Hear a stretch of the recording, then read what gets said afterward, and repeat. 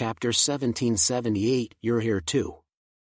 After listening silently, Alexei asked with a strange look on his face, aren't we the ones who invited them to help? You don't have a good attitude towards people who help us. Probadja's tone stuttered, then with a wave of his hand, he said, it's only right for them to come over to help. After all, our pantheon sent you over to help them before. But now how are they repaying us? Taking away important resources that originally belonged to us. That was something that belonged to our Fons. If they had honestly let us clean it up, I could have even given him a portion of it. But now he's taking it all for himself. Alexei basically heard Probadja's meaning. He shook his head. Probadja, you're treating the mechanical civilization as if it's owned by Fons. This kind of thinking is too arrogant. You should understand how terrifying they are. If they weren't, we wouldn't have needed to run from Karen City to Samarin City.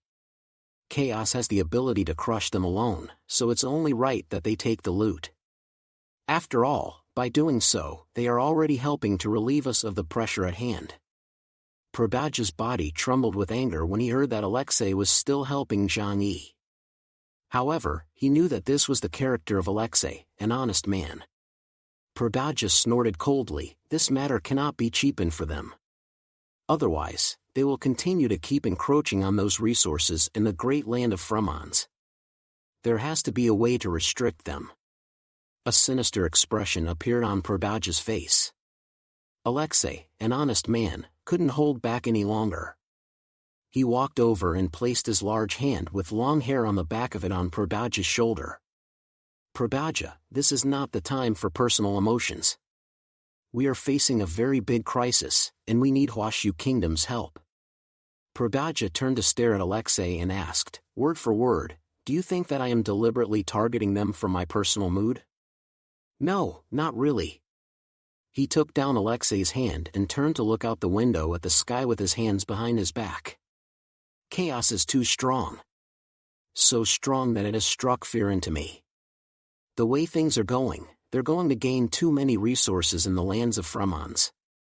And while we encounter any major crisis, he can pull away at any time. You have to understand that having a powerful neighbor around is a very dangerous thing.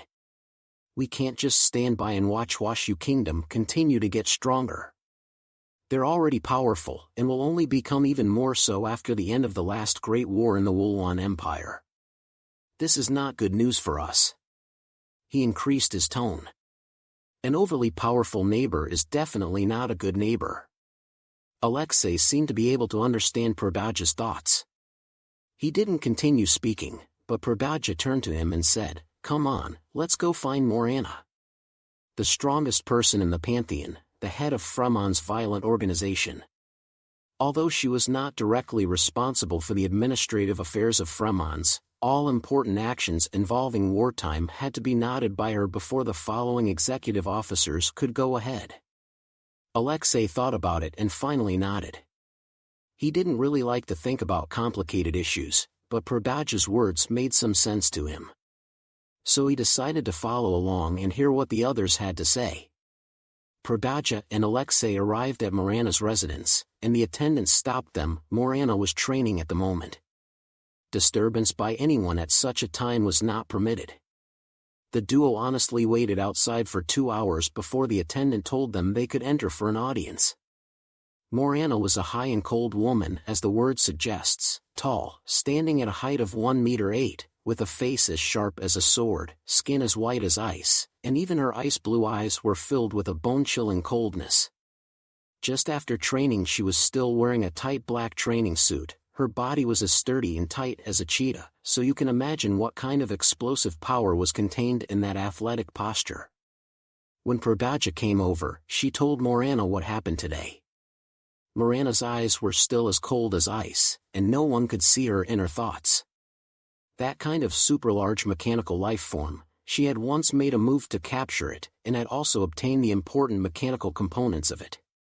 Although they were currently unable to parse its secrets, the partial intelligence probed from the energy reaction of its source was enough to surprise their research department exceptionally. Morana calmly looked at Probadja, we need outside help now. Chaos is very strong, and with his help, we have one more point to fight against the mechanical civilization. That's why we shouldn't contradict them now. Prodaja said, "You're right, we can't directly clash with them yet. But watching them, instead of coming to Samara City to help us, hunting in the Far East region on their own is not in the interest of our kingdom." Morana crossed her arms, her palms long and bony, propping up her chin. She was not very good at the political side of things.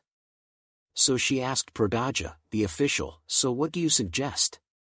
"Maximize Fremon's interests without pissing off Chaos." A confident smile appeared on Prodaja's face. In Huashu Kingdom there is a term for driving tigers to drive out jackals. I don't really want to describe our neighboring countries that are on good terms like that, but it's a very appropriate term.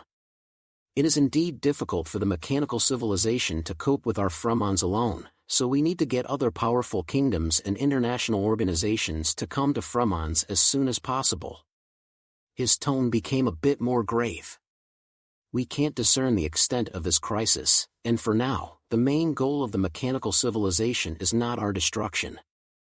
But no one can guarantee what it will become later. In case they break out into a complete war with humanity, it would be best for us to share the risk equally. Even if that's not the case, we can still let them checkmate Chaos. At that time, as hosts of Fremons, we will be able to gain the most benefits while they checkmate each other. At this time, Alexei spoke up. "We've already sent them a request for help, but so far, only Huashu Kingdom has arrived the fastest. The other countries and organizations haven't made any moves yet." A deep smile appeared on Prodaja's face.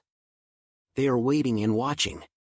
But guess what? I revealed the news that Chaos had obtained a large number of mechanical civilizations' energy sources here, and artfully processed them slightly. Will their greed be mobilized?" After Morana pondered for a long time, he said to Prodaja, "All right then, let's do as you wish." Zhang Yi spent a certain amount of time cleaning up the battlefield on his side, and apart from having to put away all the mechanical life forms, all the mineral deposits in the underground area he had no problem putting away. This time, he could be said to have reaped a huge harvest. And for the next route of travel, he still left it up to Ling to help choose. "I've pretty much mapped out the strength of those guys, so I can take me to an area with their activities." Ling glanced at Zhang Yi and said with a slightly deep smile, "Aren't you afraid of encountering danger?" "Well, I mean that species of humanoid creatures. Encountering it earlier is not a bad thing." Zhang Yi said indifferently, "Not to mention that if I can't beat them, my strategic retreat technique is world-class." Now that he was also a person of status, he casually couldn't say that he was running away. Strategic retreat was a good term for it. A smirk swept through the center of Ling's crystal-clear eyes, but in the deeper depths of her eyes, there was a dark tide surging. "I can't guarantee such things." She spread out her arms and said in a loud voice, "To be able to encounter them this time, it's all just coincidence. Hey, damn it, I don't want to run into these unafraid iron skins either. If you really want to always grasp the movements across Fremons, it's best to work with their official people." Zhang Yi rubbed his nose. "The problem lies in the fact that they want to dominate our actions and I don't want to." Ling looked up at Zhang Yi. "So what you're saying is that you're chasing the trajectories they've moved on to find clues, right?" Zhang Yi nodded. "That's right, that's what I intend to do. I want to know what exactly they are trying to find by constantly destroying various areas and digging deep holes." Zhang Yi and the others entered the snowmobile once again before the convoy headed towards their next destination. Although they hadn't known each other for a long time, Ling's attitude had gradually become more unrestrained. Not only did she lie down on the driver's seat and maneuvered the car with her white sock-clad feet, but she also leaned her hands behind her head with a big hand and inquired about Zhang Yi. "Hey, Legend of Huashu Kingdom. Tell me about your story. Even though I've been abroad, I've always heard legends about you." She looked at Zhang Yi mysteriously, the inside of her eyes filled with gossip. "I've heard that you are both male and female and have a huge harem around you, besides keeping many beautiful women, there are also quite a few Nan Liangs who are also politely pleasuring themselves in front of you. Isn't that true? Zhang Yi almost spat out a mouthful of blood. Rubbish, this is purely a rumor. Where did you hear all that from? Zhang Yi gave Ling a fierce glare. Ling opened her smart device and displayed an electronic book. You have to know that humans are in need of spiritual solace no matter what. This book, Overbearing Forced Love, and this book, Forbidden Desire Viciously Favored, are both very hot novels on the streaming media. It seems to be from a female writer from your Jiangnan. Zhang Yi had a black line on his head. However, he snapped to think of the rumors about himself in Blizzard City and the ardent love those noble women and ladies had for him, and he probably understood in his heart what had happened. That's purely a rumor. Zhang Yi didn't know why someone would plant the legend of Fatty Sue on his head. Actually, I am a dedicated man. Zhang Yi said very seriously. When these words came out, Lian Yu sitting at the back of the car, including Flower, looked at him sideways. Zhang Yi had a frank face, he wasn't lying at all, he was indeed very dedicated and only liked beautiful women. After Ling listened, although her face was skeptical, she still silently took notes. Zhang Yi had some uneasy feeling in his heart and asked, "What are you doing?" Ling earnestly took notes and replied without lifting her head, "Record these words of yours, and sell them back to those noble women and ladies who are interested in you, and you can make a hard profit." Zhang Yi was speechless for a moment before saying, "Pass these things around however you like, but remember, my personal secrets are absolutely not allowed to be leaked in the slightest." His expression was very serious. If Ling really dared to do that, he wouldn't joke with her. Ling smiled and said, "Don't worry, I know what's in my heart. You're my big boss and the most unoffendable man in Huashu Kingdom, I understand what I can and can't say." For Ling's nonsensical approach, Zhang Yi was also too lazy to care. After all, gossip was flying all over the place, and it was impossible to stop it. As long as it wasn't his own personal important information that was leaked, the rest was fine. At this time, Zhang Yi received a new message. He opened his communication device to take a look, and it turned out that Pradaja had pulled him into a new communication group. Zhang Yi took a look at the members inside the group, and most of the names inside were familiar to him, either acquaintances he had met before or top mutants from around the world that he had heard of. Brahma's 8 tribes heavenly dragons, the 3 codenamed Emperor Indra, Azura, Garuda. Gao Changkong is here as well?